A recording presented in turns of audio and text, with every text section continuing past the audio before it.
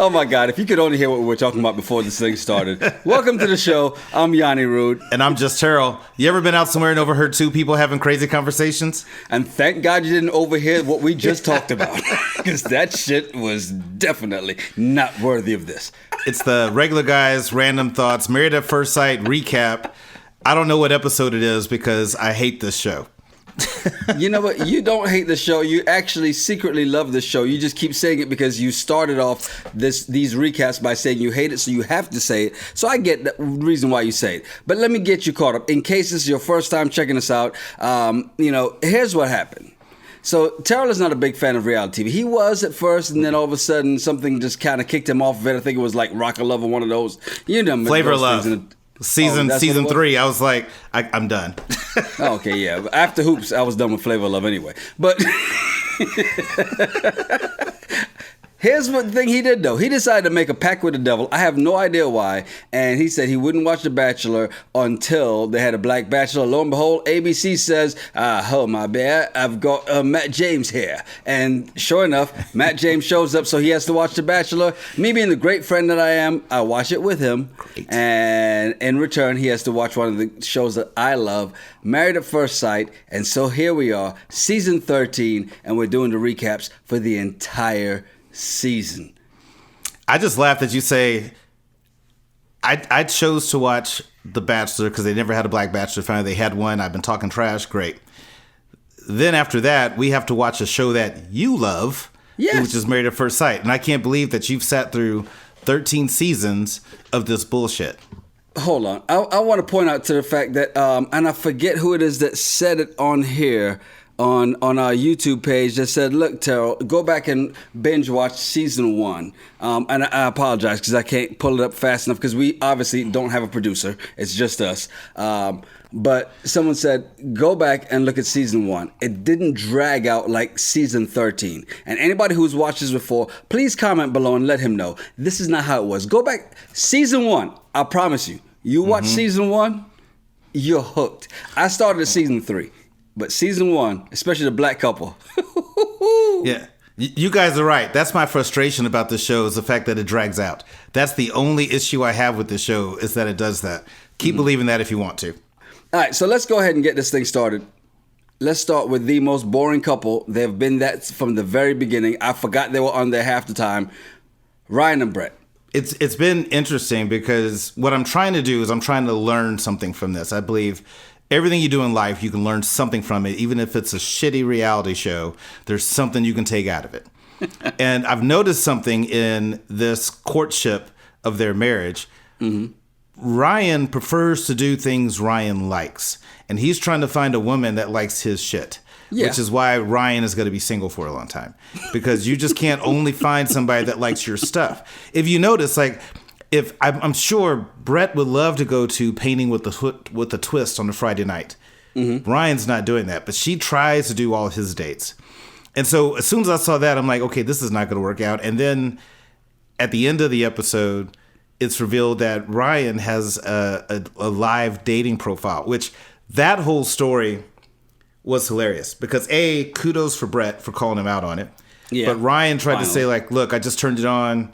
And it's deactivated. I didn't actually message anybody. She goes, yeah, but you matched with somebody that I know. And he's like, yeah, but I didn't talk to anybody. I'm happy to show you. Like, no girl wants to hear that shit. That's not going to justify, oh, y'all matched, but you didn't talk? Okay, we cool. And then at the end of it, he was like, well, actually, I was hoping it wasn't going to go live until after decision day, which that just says that you weren't interested. I mean, it's just own up and say, hey, look.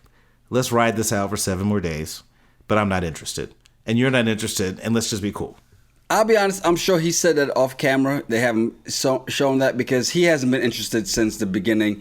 When he didn't get any on the honeymoon, he was like, the hell with this, I'm good, because I don't like her anyway. Especially when she was just like, I don't know if I want to get on the plane. And I'm like, oh, wait, what? Yeah, you've seen the show before. Right? There have been 12 seasons before. What do you mean you don't want to get on a plane? You know we get on a plane. All right, but...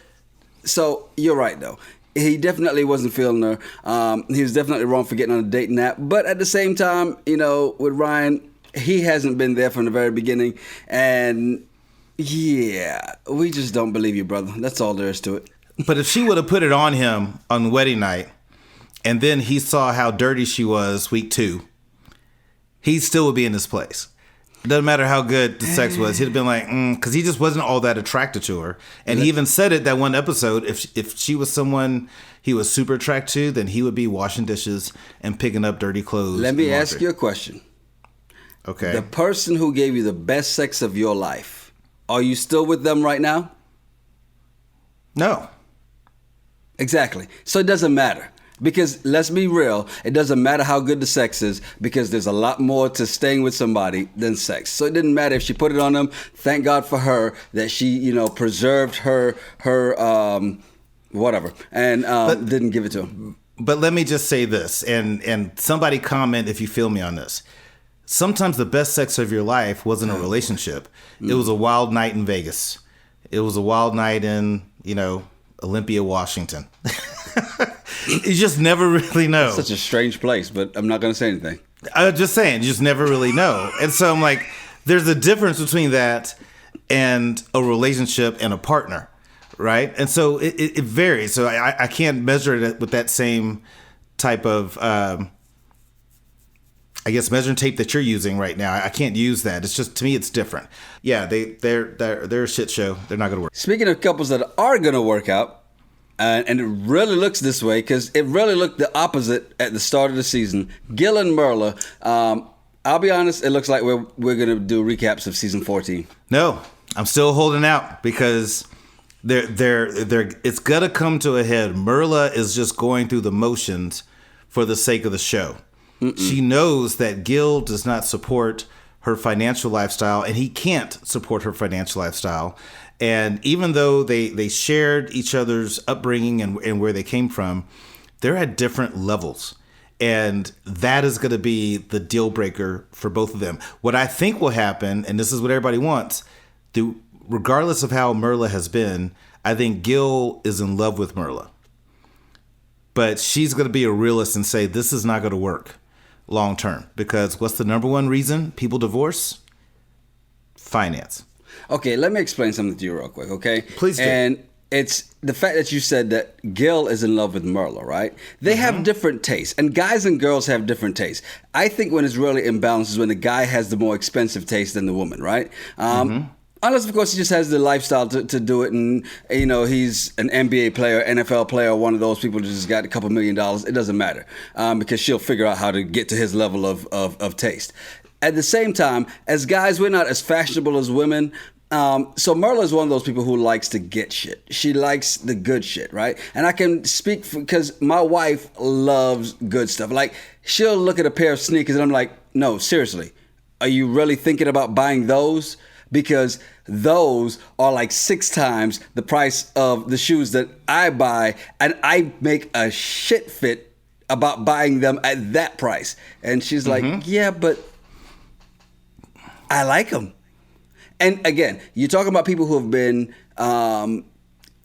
independent for a while, who've bought things to themselves in a while. So if you're accustomed to doing that, you're not going to just stop doing that. And yeah, you can. There are compromises along the way, and you can see that they have definitely made those strides to get to the point where she's not going to go, all right, we need to do this all the time, because remember, she didn't even want the dog in the house. She's feeding the dog, okay? You being the dog lover you are, you know that if somebody starts liking a dog who has no interest in dogs, hates dogs, which is what she did, and is actually loving the dog and feeding the dog and petting the dog and wiping the slob off the mouth like you pointed out a couple episodes ago, they've got a chance. You remember the movie, I think Idris Elba was in it, Daddy's Little Girls?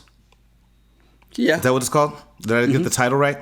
Sure. So I think what a lot of people have to understand is, that's what's Gabrielle Union and Idris Elba. What people have to understand is that's a movie.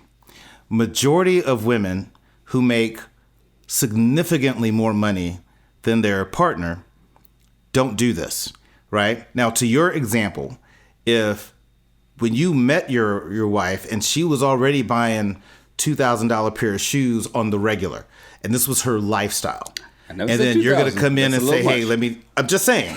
Because Myrla has some expensive shoes. She has some expensive things. And that's what she does on a regular. That's her lifestyle. Now, she is not going to be like, okay, well, I'm going to do less because now I'm with this man. And what I've seen is there are some amazing women who are successful, have great careers, make a significant income that would be willing to date a blue collar man, like a fireman, right? And there's nothing wrong with firemen. My stepdad's a firefighter, right? So I have a lot of respect for him. But there's a certain amount of women that would do it. But even those that would, that man is not going to control the finances. And so that's what Gil is trying to do, is get her to understand that her spending habits aren't beneficial for the family, where for her, she's saying, this is my norm. And if you can't deal with just my norm, then how are you going to deal with everything else that we have? And I think that's going to be the thing that breaks them up. It would be a great, Walt Disney movie, even a Hallmark movie, to see a woman that's successful to all of a sudden change her whole viewpoint of how she spends money and how she takes care of herself because her partner, who makes significantly less than her, thinks they should do different. Are there people in the world who have done it? Yes, that's the exception. That's not the rule. So all I'm saying is be real. And as Kevin Hart would say, you need a date within your lane. If you can't afford to take her to all these nice places that she likes to go to on a regular, don't date her. Please understand, if you're watching this, especially for the first time, Terryl is saying all of this because he does not want them to make it happen. He does not want them to make it work, because if they make it work, because he put his foot in his mouth a couple episodes ago and said, if they make it, we're doing season 14.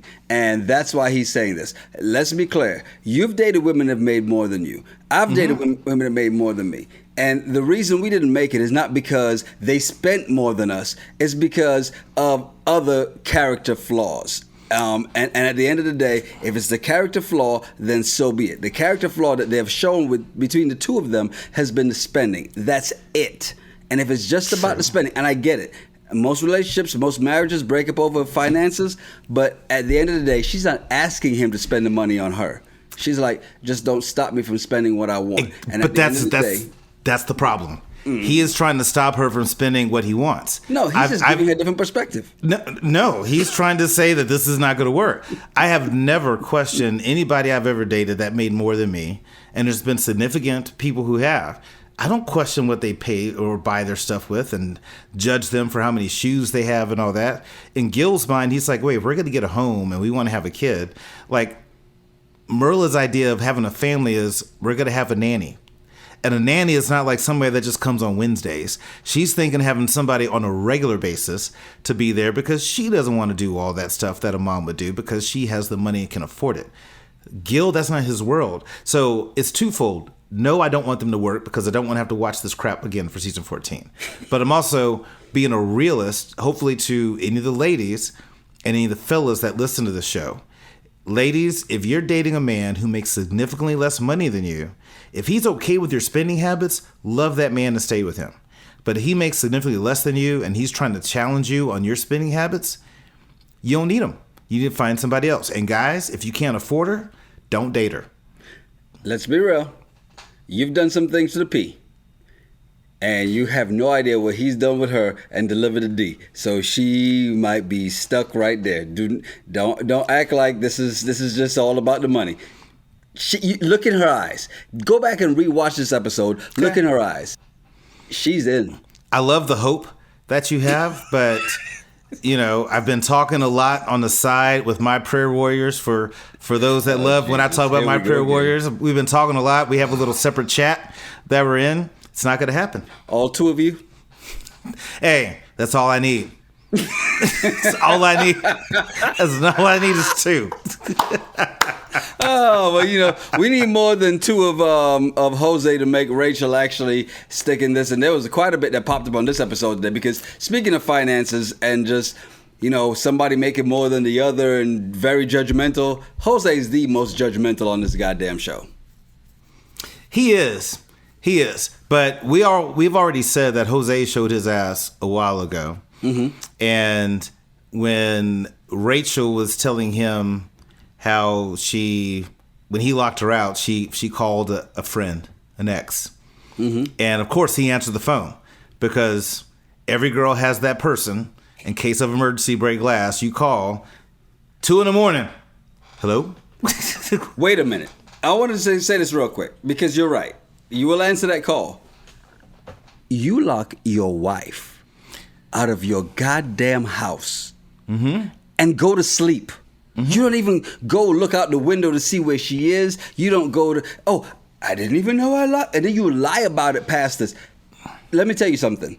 That weak, insecure man that Jose is, that weak excuse for a man that Jose is. You do not lock your woman outside of the house at 2 o'clock in the morning. Pretend that you don't know that she's outside. Well, you know goddamn well she's outside. What do you think she's going to do? You lucky she didn't fuck him on the goddamn balcony. Respectfully disagree, sir. Because whatever.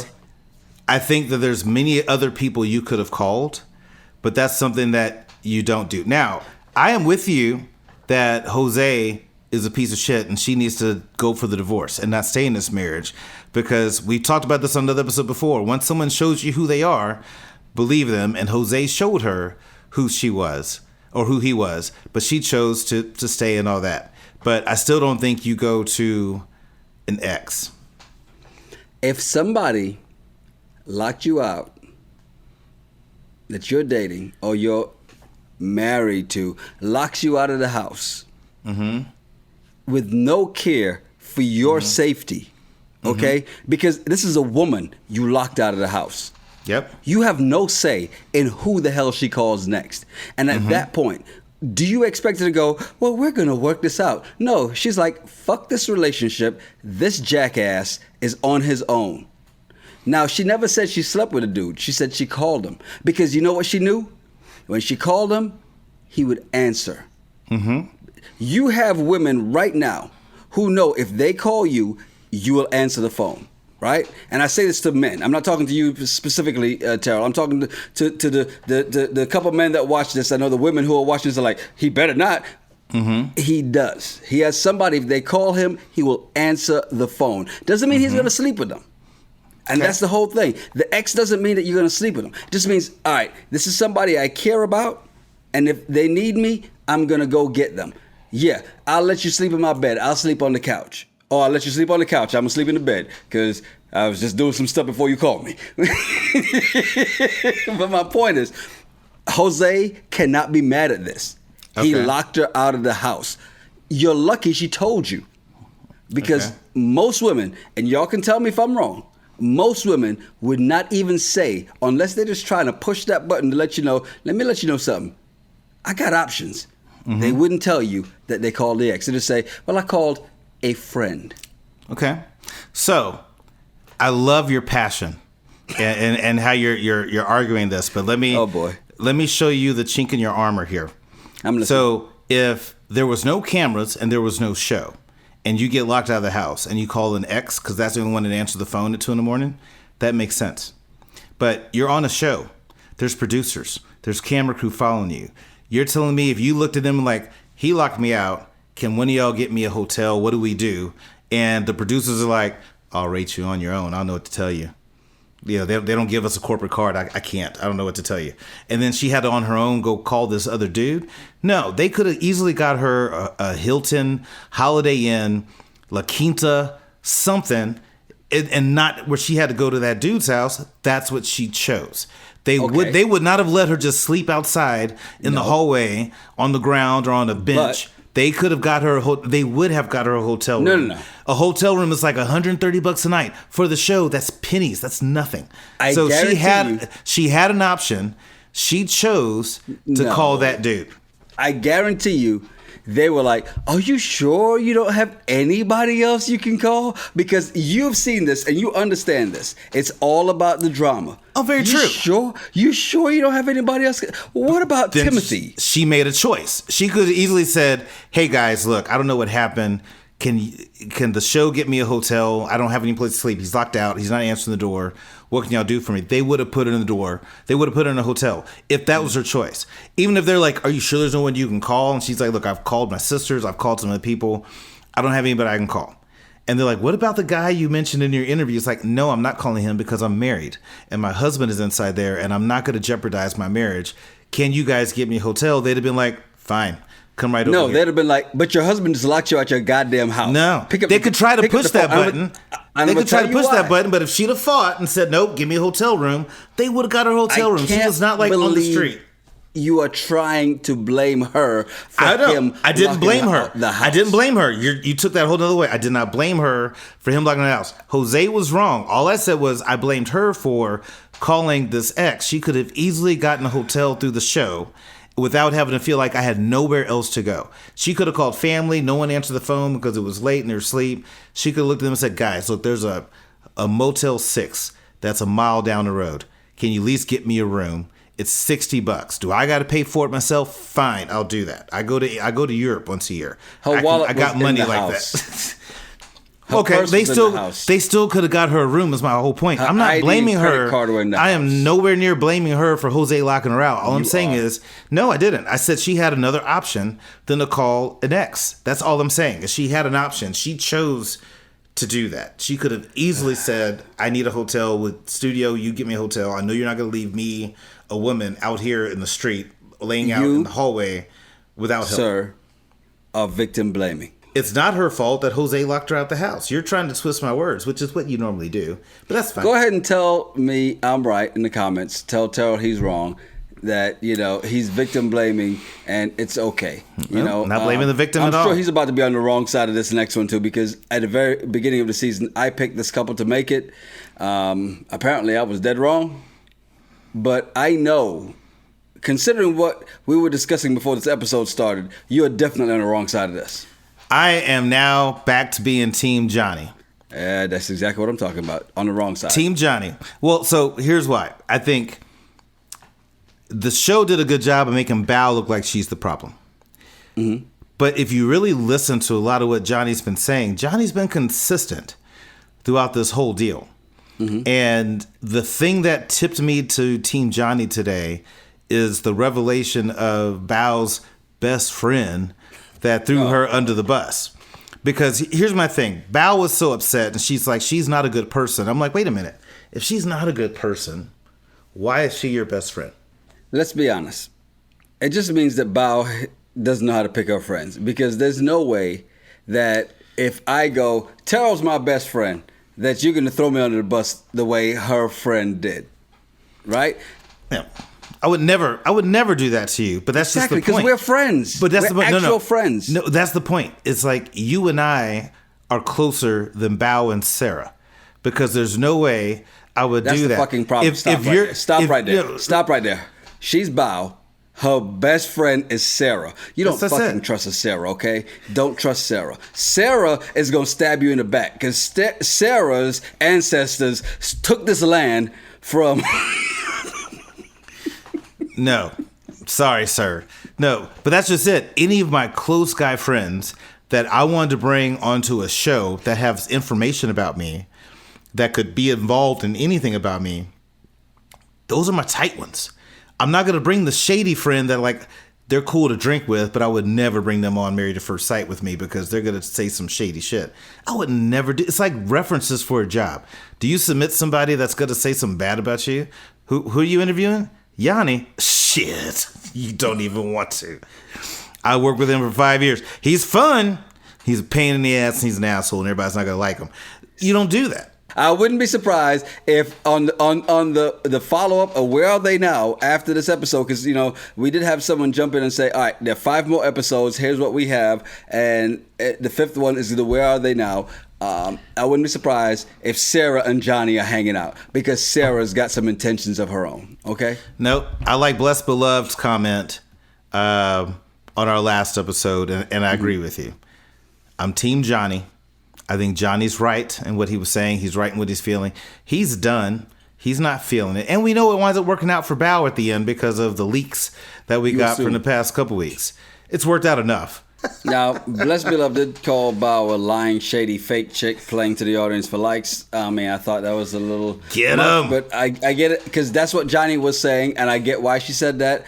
But to your point, when we get to Zack and Michaela, right? Because Bao has been linked to Zack in the leaks that have been come out, and in the Where Are They Now, we expect to see them saying, oh yeah, they've been hanging out and whatnot.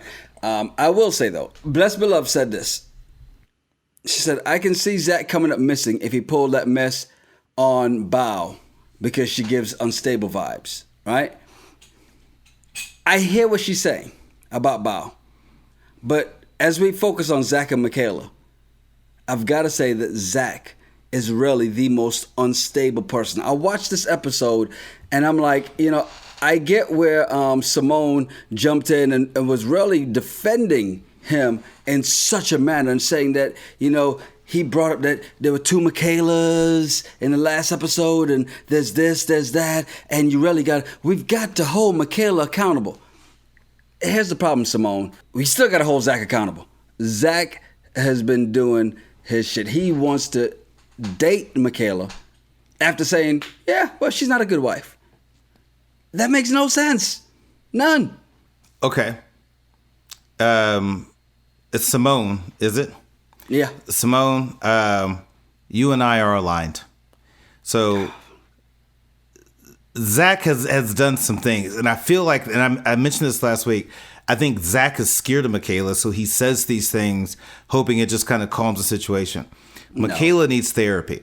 Michaela needs to lay down and talk to somebody on a professional bed, couch, not a bed with some dude. She needs to talk to somebody about her issues because she has some valid issues, right? I think it's there. But the way that she blows up and escalates and then forgets. So when they're talking to Dr. Pepper, she's just saying that, well, people say, there have been some blown ups. So, I can, but I don't think I have. It's like, no, you have.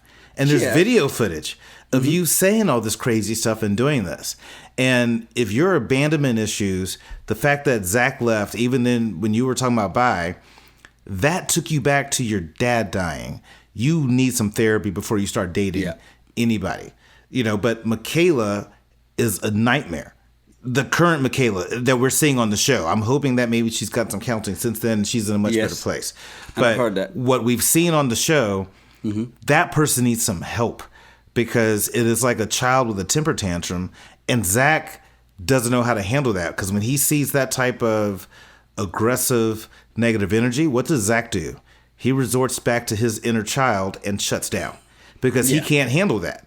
He can't control that, right?